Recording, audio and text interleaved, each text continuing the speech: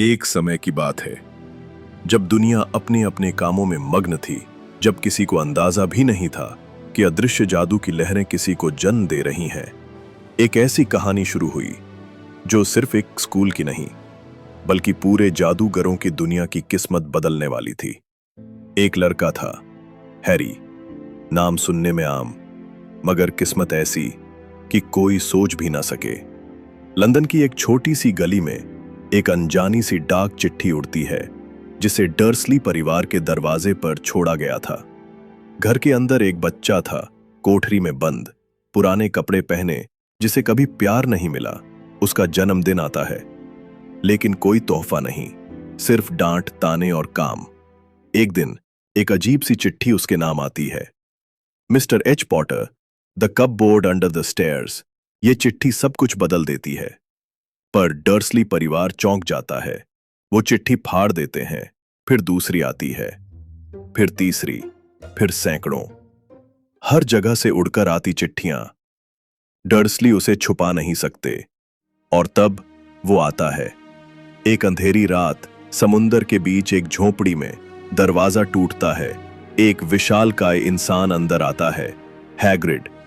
वो कहता है, हैरी, तुम जादूगर हो। हैरी की आंखें फटी रह जाती हैं। वो जानता ही नहीं था कि उसकी माँ बाप कौन थे, कैसे मरे, और असली बात, उन्हें मारा गया था।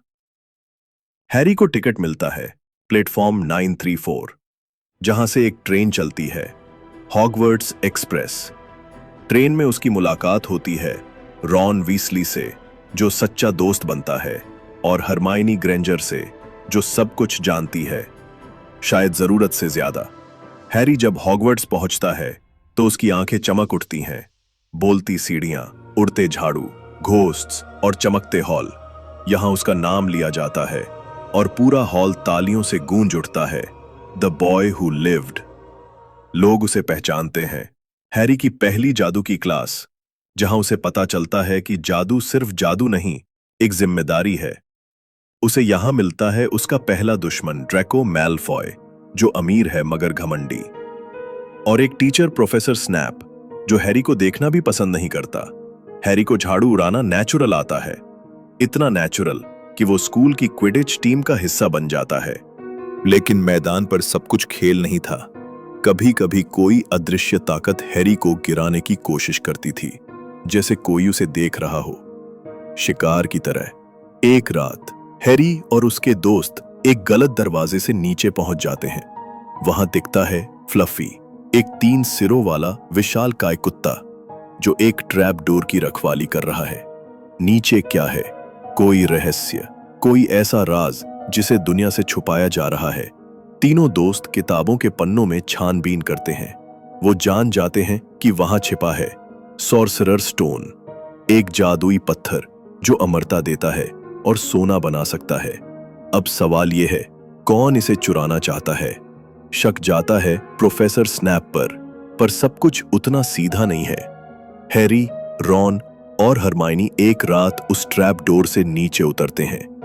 हर मोड़ पर एक नई चुनौती, शैतानी पौधे जो गला घोंट सकता है, हवा में उड़ती ताले वाली चाबियां, और फिर एक शतरंज का खेल जिसमें जीतने के लिए बलिदान देना पड़ता है।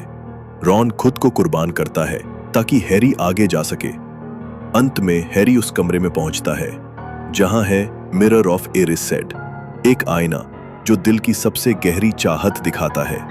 वहां है प्रोफेसर क्विरेल, और उसी के भीतर छिपा है एक परछाई, एक आत्मा, एक अधूरा जीवन जिसका नाम कोई नहीं लेता।